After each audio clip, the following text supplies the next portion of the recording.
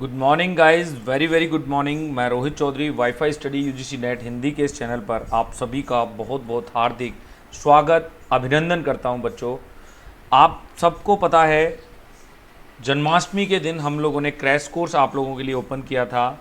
आज से पहली क्लास उस क्रैश कोर्स के तहत मैं आपके लिए रीजनिंग सब्जेक्ट की लेके चल रहा हूं। मैं रोहित चौधरी एक बार पुनः आपका हार्दिक अभिनंदन करता हूं, हार्दिक स्वागत करता हूं।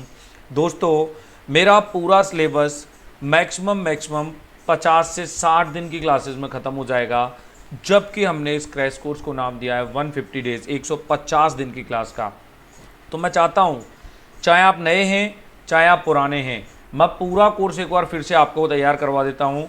तो मैंने इस बार टॉपिक्स का सीक्वेंस कुछ इस तरीके से बनाया हुआ है कि जिन बच्चों ने कुछ टॉपिक्स पहले पढ़ लिए हैं, पुरानी प्लेलिस्ट में वो पढ़े हैं, या तो वो उनके आधार पर रिवीजन कर लें, या वो चाहें तो वापस इन टॉपिकों को मैं जो पहले पढ़ाए जा चुके हैं इनको बाद में यहाँ भी पढ़ाऊँगा।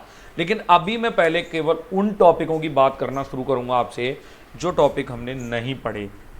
कहीं ना कहीं नेट के पेपर में उन टॉपिक से रिलेटेड क्वेश्चंस पूछ लिया जाता है। क्रम निर्धारण, बैठक व्यवस्था, क्रम परीक्षण जैसे टॉपिक्स पे भी क्वेश्चंस पूछे गए हैं जो डायरेक्ट रूप से आपके सिलेबस में दिखाई नहीं देते हैं। तो गाइज, सबसे पहले तो मैं आपको यही कहूँगा कि अगर अभी तक आपने मुझे अनअकैडमी पर फॉलो नहीं किया है तो पहला काम तो आप ये करिए, अनअकैडमी पर जा करके मुझे फॉलो करिएगा। सेकेंड पेपर पढ़ाता हूँ मैं हिस्ट्री सब्जेक्ट, हिस्ट्री सब्जेक्ट, और पेपर फर्स्ट में भी मैं कई सारे यूनिट्स आपको पढ़ाता हूँ। यहाँ पर अगर मैं बात करूँ तो यूनिट नंबर 5 और यूनिट नंबर 6 को इस यूट्यूब चैनल पर, वाईफाई स्टडी यूजीसी नेट के इस यूट्यूब चैनल पर मैं आपको कंप्लीट करवाने वाला हूँ इस क्रैश कोर्स के दौरान। यूनिट नंबर 5 और यूनिट नंबर 6 को गाइज आप अनअकैडमी पर जुड़ सकते हैं। वाकई अगर आपका टारगेट नेट जेआरएफ है तो आप प्लस का सब्सक्रिप्शन ले लें, तुरंत प्रभाव से ले लें, बिल्कुल देर ना करें। फीस आप किस्तों में पे कर सकते हैं, उसके लिए आपको मेरा रेफरल कोड लगा देना है रोहित सर 10, जिससे आपको तुरंत प्रभाव से 10% डिस्काउंट मिल जाएगा। और फीस आपको किस तरीके से किस्तों में पे करनी है, इसके लिए अधिक जानकारी हेतु आप मेरे मोबाइल नंबर 9587123321 पर मुझे मैसेज कर सकते हैं। बॉयज़ और गर्ल्स सेपरेट ग्रुप्स मेरे पास बने हुए हैं, व्हाट्सएप पर भी और टेलीग्राम्स पर भी, तो आप लोग यहाँ पर गाइज ज्वाइन कर सकते हैं। एक बार पुनः क्लास शुरू करने से पहले आप सबका हार्दिक स्वागत, हार्दिक अभिनंदन है बच्चों। आज का मेरा शानदार जानदार टॉपिक जो मैं स्टार्ट करने जा रहा हूँ वो रहेगा रैंकिंग टेस्ट। क्या रहेगा? Ranking test. रैंकिंग टेस्ट की बात करूँगा मैं बच्चों आप लोगों से आज की इस क्लास में। और रैंकिंग टेस्ट को अगर मैं हिंदी में बात करूं तो हम कहते हैं क्रम परीक्षण। क्या कहते हैं? क्रम परीक्षण।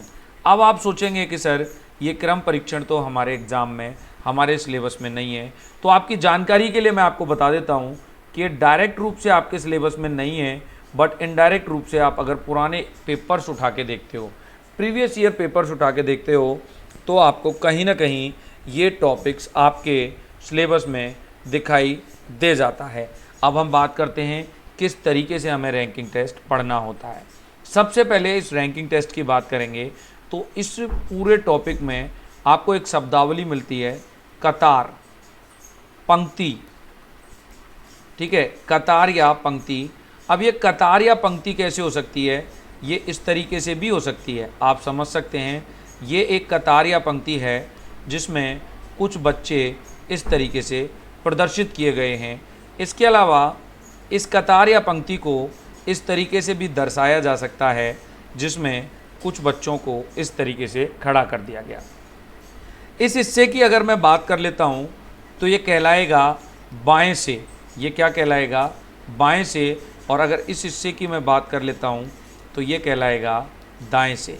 इसके अलावा बच्चों इस हिस्से को हम एक और नाम दे सकते हैं, आगे से, और जस्ट इसके पीछे वाले हिस्से को हम एक और नाम दे सकते हैं, पीछे से। तो आगे से या पीछे से, दोनों तरीके से, या बाएं से या दाएं से इसको हम पुकार सकते हैं। इसके अलावा इस हिस्से को हम पुकार सकते हैं, बुला सकते हैं ऊपर से, और इस हिस्से को हम बुला सकते हैं नीचे से। तो अब आपको समझना क्या है, अगर आपके लिए ऊपर से कहा जाए, अगर आपसे बाएं से कहा जाए, अगर आपसे आगे से कहा जाए, तो इन तीनों बातों का अर्थ एक ही निकल के आएगा। यानी कि आप इसको सीधी सीधी लैंग्वेज में ऐसे समझ सकते हैं कि बाएं से के अलावा आपसे कहा जाए आगे से, बाएं से के अलावा आपसे कहा जाए आगे से, या आपसे कहा जाए ऊपर से, इन तीनों बातों का अर्थ क्या है? अर्थात ए से जेड की ओर। ए से जेड की ओर का मतलब क्या हो गया? प्रारंभ से अंतिम की ओर, प्रारंभ से अंतिम की ओर। इसका एक अर्थ निकल के क्या आ जाएगा? प्रारंभ से अंतिम की ओर। आई होप कि आपके बातें ये समझ में आ रही होंगी। प्रारंभ से अंतिम की ओर, इसका सीधा सीधा सा अर्थ निकल के आ जाता है। अगर दूसरे की मैं बात करूं तो दूसरे में क्या आएगा बच्चों? दाएं से, इसके अलावा पीछे से, इसके अलावा नीचे से।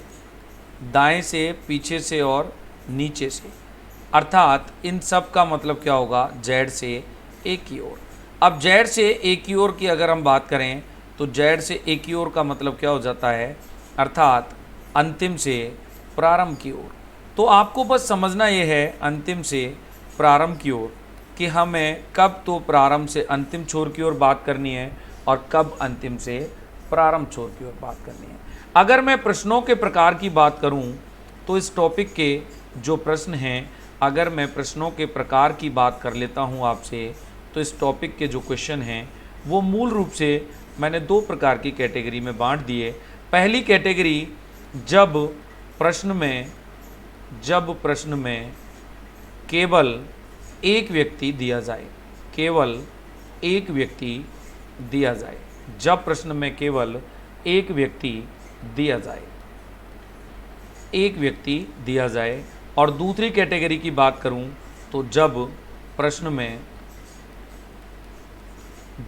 प्रश्न में एक से अधिक व्यक्ति दिए जाएं। तो गाइज ये आपको समझना है, अधिक व्यक्ति दिए जाएं या अधिक व्यक्ति हों, कि क्या हमारा टॉपिक रहेगा। दो टाइप के क्वेश्चंस आएंगे। शब्दावली आपको क्वेश्चन की ऐसे भी दिखाई दे सकती है जिसमें वो आपसे कहेगा आगे से, या वो आपसे कहेगा पीछे से, या वो आपसे कहेगा बाएं से, या वो आपसे कहेगा दाएं से। इसके अलावा वो आपसे कह सकता है ऊपर से, इसके अलावा वो आपसे कह सकता है नीचे से। तो मैं आपको बता देता हूँ कि बाएं से, आगे से और ऊपर से में से कोई भी आ जाए, आपको केवल बाएं से समझना है। और बाएं से को हम प्रदर्शित करते हैं एल से, और दाएं से, पीछे से या नीचे से कोई भी शब्दावली आ जाती है तो इसको हम प्रदर्शित करते हैं आर से। चलिएगा आगे बढ़ते हैं, क्वेश्चंस को कैसे पढ़ना है, टॉपिक्स का मूल कॉन्सेप्ट क्या होता है, इसकी बात करते हैं। सभी के लिए बहुत बहुत नमस्कार, बहुत बहुत गुड मॉर्निंग। मैं देख रहा हूँ आपके कमेंट्स, फटाफट से आप लोग इसको एक बार शेयर कर दें। अभी तक आपने वीडियो को लाइक नहीं किया तो वीडियो को लाइक भी कर दें और वीडियो को शेयर भी कर दें। तो सबसे पहली हेडिंग की अगर हम बात करें बच्चों, फर्स्ट टाइप के क्वेश्चंस में, फर्स्ट टाइप के क्वेश्चंस जो हैं, टाइप नंबर 1 के जो क्वेश्चंस हैं वो किस तरीके से रहने वाले हैं, इसमें हम बात करेंगे फर्स्ट टाइप के क्वेश्चंस की। तो फर्स्ट टाइप के क्वेश्चंस रहेंगे, आप हेडिंग बना सकते हैं। मैंने बताया था दो तरीके के प्रश्न डिवाइड किए जाएंगे। जब प्रश्न में केवल एक व्यक्ति दिया जाए, जब प्रश्न में केवल एक व्यक्ति दिया जाए, एक व्यक्ति दिया जाए, ठीक है। अब जब केवल एक व्यक्ति दिया जाएगा तो क्या पूछेगा? बात आती है कि भाई एक व्यक्ति दे दिया, चलो ठीक है, एक व्यक्ति दे दिया तो वो पूछेगा क्या? अब मैं बता देता हूँ वो पूछेगा क्या आपसे। वो पूछेगा सबसे पहले आपसे कुल संख्या। क्या पूछेगा वो आपसे? सबसे पहले कुल संख्या। और जब एक व्यक्ति दिया जाएगा तो कुल संख्या सबसे पहले पूछी जाती है, कतार की कुल संख्या क्या होगी। और ऐसी सिचुएशन में बच्चों कुल संख्या निकालने के लिए आपको बाएं से स्थान प्लस दाएं से स्थान, बाएं से स्थान प्लस दाएं से स्थान करके एक फॉर्मूला यूज़ करना है, बाएं से स्थान प्लस दाएं से स्थान। आप बुक्स वगैरह जब देखते हैं बाएं से स्थान प्लस दाएं से स्थान, माइनस 1, ये इसका एक फॉर्मूला रहने वाला है।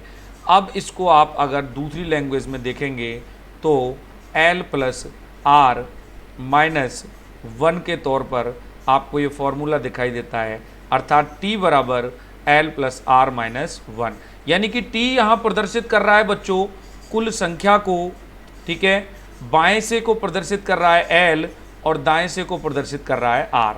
इस तरीके से आप समझ सकते हैं इस टॉपिक का पहला एक बहुत ही शानदार क्वेश्चन, पहला एक टॉपिक, पहला एक कंसेप्ट, पहला एक फॉर्मूला। तो ये फॉर्मूले बेस्ड क्वेश्चन होंगे। बात करते हैं किस तरीके से इस टॉपिक में क्वेश्चन बनेगा। आपसे कहा जाएगा कि किसी कतार में राम का स्थान आगे से 15वां तथा पीछे से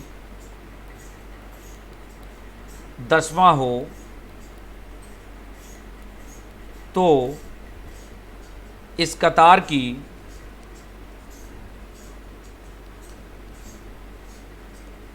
कुल संख्या क्या होगी।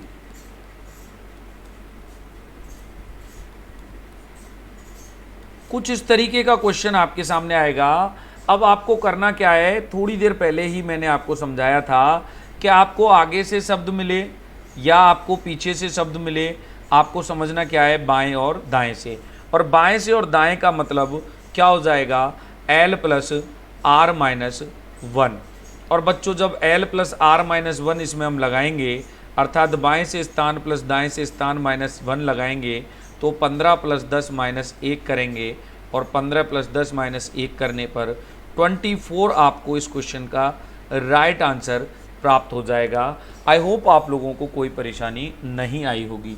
इसके अलावा अगर मैं बात कर लेता हूँ इस टाइप के और क्वेश्चंस की, तो प्रश्न कैसे बनता है समझिएगा।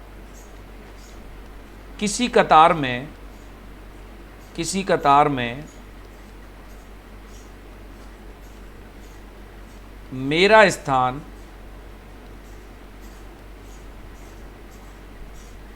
दोनों तरफ से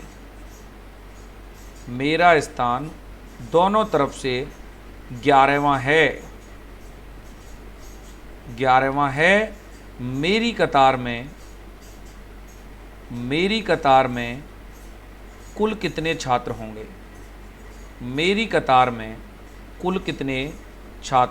होंगे।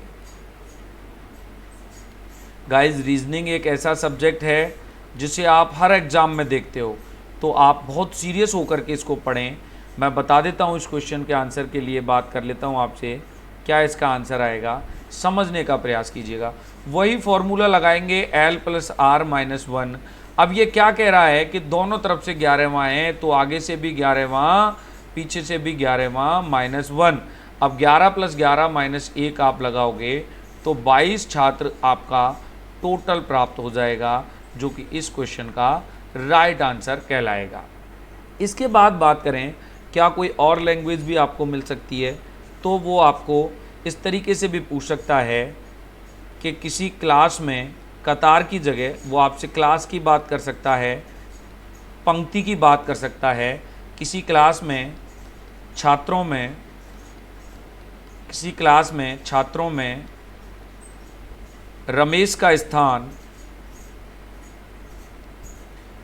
का स्थान ऊपर से 25वां तथा नीचे से 20वां है। इस क्लास में कुल कितने छात्र होंगे।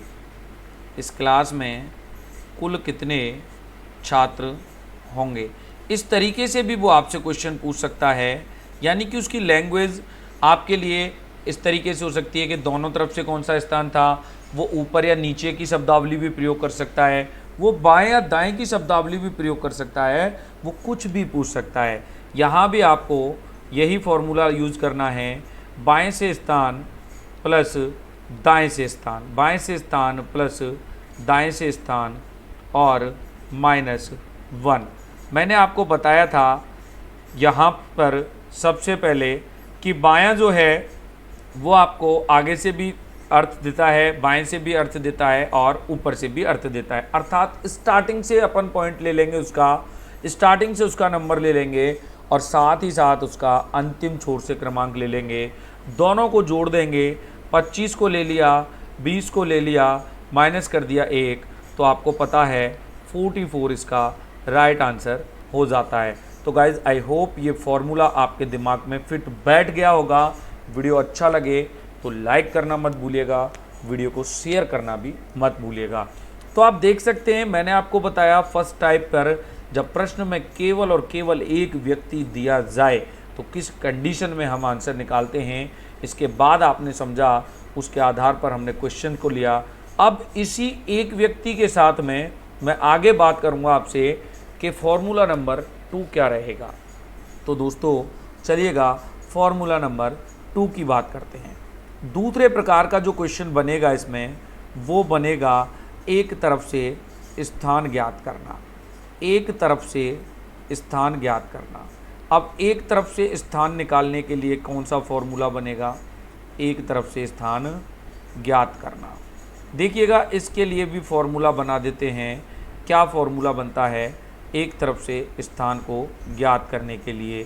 तो एक तरफ से जब स्थान ज्ञात करवाएगा तो हमेशा ऐसी सिचुएशन में वो क्या कहेगा आपसे, ऐसी सिचुएशन में वो आपको प्रश्न की कुल संख्या क्वेश्चन में उपलब्ध करवाएगा। तो कुल संख्या माइनस करना है आपको दिया हुआ स्थान, माइनस करना है आपको दिया हुआ स्थान और एक करना है इसमें प्लस, एक करना है इसमें प्लस। तो बच्चों ये बन जाता है आपका फॉर्मूला नंबर 2। यानी कि फॉर्मूला नंबर 2 क्या कहता है हमारा कि कुल संख्या माइनस दिया हुआ स्थान प्लस 1। अब मैंने यहाँ पे बात की थी कि एक तरफ से स्थान, अगर वो आपको ऊपर का स्थान बताएगा तो वो आपको नीचे का स्थान पूछेगा, अगर ऊपर का बताएगा तो नीचे का स्थान पूछेगा, नीचे का बताएगा तो ऊपर का स्थान पूछेगा। अगर वो आपको बाएं का स्थान दे के चलेगा तो वो आपसे दाएं का स्थान पूछेगा, और अगर वो आपको दाएं का स्थान दे के चलेगा तो वो आपसे बाएं का स्थान पूछेगा। अगर वो आपको आगे का स्थान बता के चलेगा तो वो आपसे पीछे का स्थान पूछेगा, और अगर वो आपको पीछे का स्थान पूछेगा तो वो आपको आगे का स्थान बता के चलेगा। ये सारी चीज़ें देखनी हैं, 1 बाय 1 आप इनको समझने का प्रयास करें। मैं क्वेश्चंस के ज़रिए इसको पूरा कंप्लीट आपके दिमाग में फिट बिठाने का प्रयास करता हूँ। देखिएगा प्रश्न किस तरीके से बनता है, इस तरीके के फॉर्मूले के ऊपर आपको स्पष्ट तौर पर कह दिया गया कि 50 छात्रों की एक कतार में, कितने छात्रों की कतार में, 50 छात्रों की एक कतार में, 50 छात्रों की एक कतार में राम का स्थान, राम का स्थान, राम का स्थान आगे से 25वां है। तो इस कतार में राम का पीछे से, इस कतार में राम का पीछे से कौन सा स्थान रहेगा?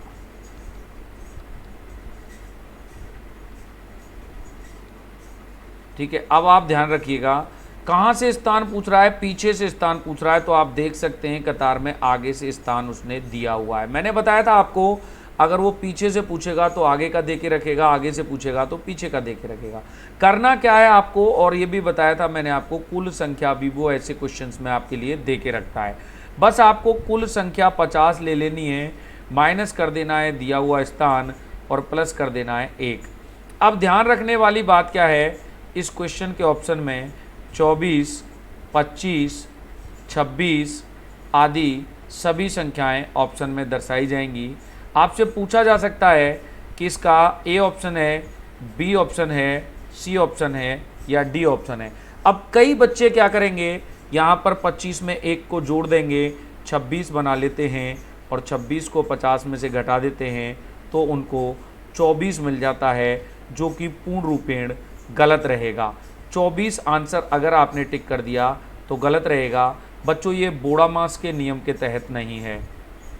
आपको मैं बोड़ामास भी पढ़ाऊँगा, ये बोड़ामास के नियम के तहत नहीं है। इसको आपको हल करने के लिए 50 - 25 + 1 करना था, तो ये कैसे सॉल्व होगा। 50 में अगर आप बोड़ामास के नियम से चलते हो तो पहले 1 को जोड़ेंगे, ये 51 हो जाएंगे, देन 25 घटाएंगे तो ये 26 हो जाएंगे। 26वां स्थान होगा उसका पीछे से और 26वां उत्तर ही आपका हो जाएगा इसमें राइट आंसर। अगर मैं बात करूं 50 में से 25 को घटाने की, तो जो 25 प्राप्त होंगे वो 25 प्लस के प्राप्त होंगे और फिर भी आप इसमें 1 जोड़ सकते हो तो भी आंसर क्या आ जाता है 26। लेकिन आप इस 25 में 1 को नहीं जोड़ सकते क्योंकि ये 25 माइनस के हैं और ये 1 प्लस का है, तो माइनस की संख्या में प्लस की संख्या को ऐड नहीं किया जा सकता। आई होप आप लोगों के दिमाग में मेरी ये बात पूरे तरीके से फिट हो गई होगी। चलिएगा एक क्वेश्चन और लेते हैं, इसी तरीके का समझने का प्रयास करते हैं क्या इस प्रश्न का आंसर हमें देना है और किस तरीके से देना है। 35 छात्रों की पंक्ति में 35 छात्रों की पंक्ति में 35 छात्रों की पंक्ति में मेरा स्थान दाईं ओर से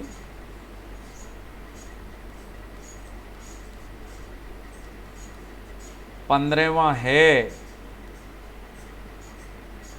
तो इस पंक्ति में मेरा स्थान बाईं ओर से क्या होगा, बाईं ओर से क्या होगा, बाईं ओर से क्या होगा। गाइज आप समझ पा रहे हैं कि क्वेश्चन की प्रकृति कैसी रहेगी, क्या फॉर्मूलाज हमें यूज करने हैं। देखो दाईं ओर से स्थान बता रखा है 15वां और आपसे पूछा है बाईं ओर से स्थान, तो बाईं ओर का पूछा है तो दाईं ओर का दिया हुआ है, साथ ही आपको कुल संख्या भी उपलब्ध करवाई गई है। फॉर्मूला आप यूज करेंगे 35 कुल संख्या माइनस आपको करना है दिया हुआ स्थान और प्लस करना है 1, और इस पोजीशन को देखते हैं तो 35 में से 15 घटाते हैं गाइज तो बचते हैं 20 और 20 में 1 जोड़ देते हैं तो 21वां स्थान आपका क्या आ जाता है, आंसर आ जाता है। आई होप बच्चों ये पूरी कहानी आप लोगों के समझ में आ चुकी होगी। इस पूरे क्लास को देखने के बाद आपको एक भी डाउट यहाँ पर रहने वाला नहीं है, तो 21 इस क्वेश्चन का क्या हो जाता है, राइट आंसर हो जाता है। देखिएगा यहाँ आपसे कहा जाएगा 60 छात्रों की कतार में 60 छात्रों की कतार में 60 छात्रों की कतार में यदि राम नीचे से 25वां है तो इस कतार में राम का ऊपर से क्या स्थान होगा। अब आप देख सकते हैं जब वो ऊपर का स्थान पूछ रहा है तो जस्ट अपोजिट नीचे वाला प्रोवाइड करवा रहा है, और अगर वो नीचे का पूछता तो ऊपर वाला आपको प्रोवाइड करवाता। इस तरीके से ये बन जाता है आपका एक और नया प्रश्न, और इसका आंसर तो आपने चुटकियों में निकाल लिया होगा। 60 माइनस करना है आपको 25, प्लस कर देना है 1। तो बच्चों जब आप 60 में से 25 घटा देते हो तो आपके पास 35 बच जाता है, और 1 उसमें जोड़ देते हो तो आपके पास 36 आंसर आ जाता है। गाइज आज की क्लास के लिए बस इतना ही कंटेंट रखेंगे। आपको याद रखना है एक फॉर्मूला कुल संख्या के लिए, एक फॉर्मूला कुल संख्या के लिए और दूसरा फॉर्मूला एक तरफ से स्थान ज्ञात करने के लिए। आज मैंने आपको केवल और केवल 2 फॉर्मूले सिखाए हैं और आई होप कि आपके समझ में ये दोनों फार्मूले आ गए होंगे। इस नीचे दिए गए नाम पर जाकर के आप मुझे अनअकैडमी पर सर्च कर सकते हो, मुझे फॉलो कर सकते हो। अनअकैडमी पर भी सेम क्लासेस मेरी होती हैं जो बिल्कुल यूट्यूब की तरह फ्री क्लासेस होती हैं।